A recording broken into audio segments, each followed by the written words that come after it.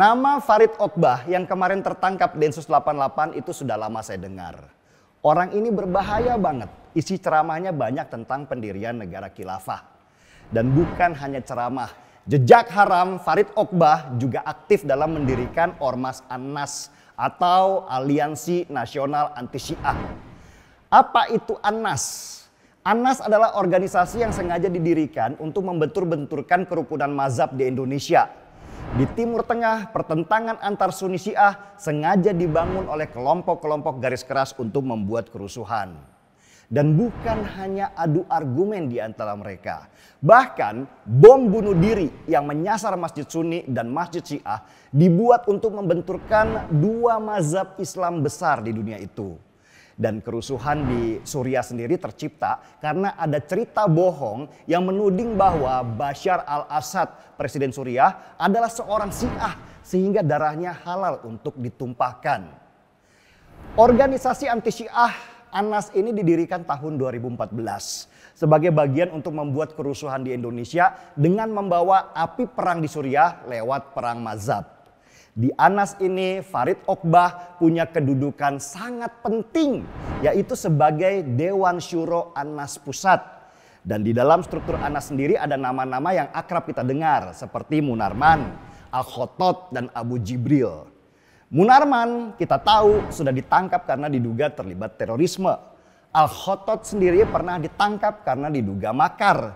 Sedangkan Abu Jibril itu sudah meninggal. Dia pernah dicap sebagai bapak teroris dan pernah juga ditangkap oleh Densus 88. Jadi saya lumayan kaget karena data di Densus 88 lebih lengkap.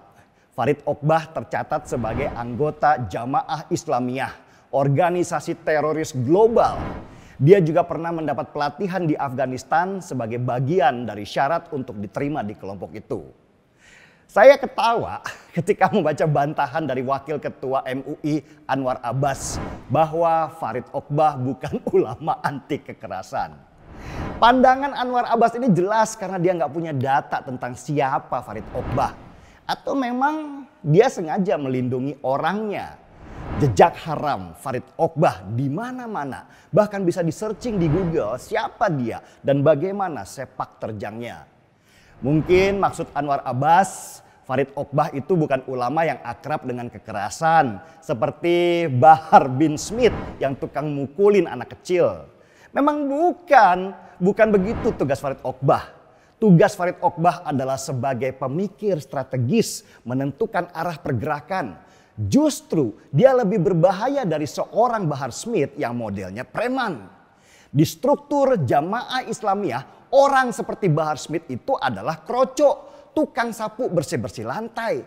Sedangkan Farid Oqbah ini elitnya ada di antara pucuk elit pimpinan. Lihat saja, di organisasi anti Syiah itu kedudukan Farid Oqbah adalah Dewan Syuro. Itu jelas kedudukan yang sangat tinggi di atas ketua umum. Di Jamaah Islamiyah dia juga ada di level Dewan Syuro. Jadi jelas Farid Oqbah ini di kalangan teroris adalah ahli dari segala ahli, inti dari segala inti, core of the core.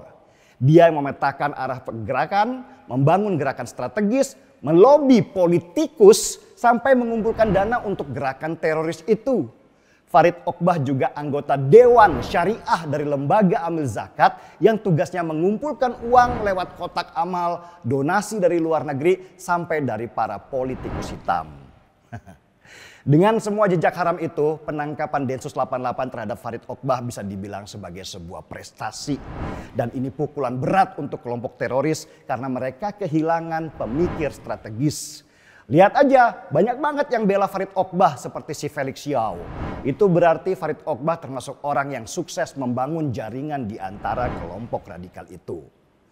Rupanya informasi kalau Farid Oqbah akan ditangkap sudah menyebar duluan di bawah tanah. Itulah kenapa ada tagar bubarkan Densus 88 begitu masif dibangun oleh buzzer-buzzer mereka. Bahkan ketika Farid Oqbah ditangkap, ancaman-ancaman kepada negara dilontarkan. Ada yang bilang penangkapan Farid Oqbah mencederai umat Islam. Umat Islam yang mana? Gua bukan termasuk umat Islam kalian. Gua mendukung Densus 88. Ada juga yang bilang kalau ini bagian dari kriminalisasi ulama. Ini yang harus diluruskan. Yang ditangkap adalah kriminal, bukan ulama. Jangan pernah ulamakan para kriminal.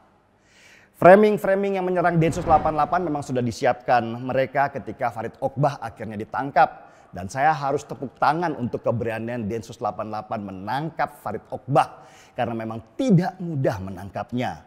Densus 88 harus punya bukti yang kuat dulu sebelum menangkap seseorang dan melabeli mereka sebagai teroris. Dan ketika Densus 88 akhirnya menangkap mereka, itu berarti Densus sudah siap dengan semua bukti-buktinya. Saya harus angkat secangkir kopi untuk Densus 88. Bravo Densus, tetaplah menjaga negeri ini supaya kita semua tenang. Ada sih beberapa info lagi tentang siapa saja yang terlibat di jaringan teroris internasional. Tapi nanti dulu, gak asik kalau diomongin sekarang. Oh ya, pasti ada yang nanya, kenapa saya tidak menyebut Farid Ogbah sebagai ustadz? Maaf, bukannya saya kurang ajar, tapi dalam kamus saya tidak ada ustadz yang mengajarkan kebencian. Ustadz seharusnya mengajarkan kesejukan dengan akhlak yang bisa dijadikan tauladan. Setuju? Seruput dulu kopinya kawan.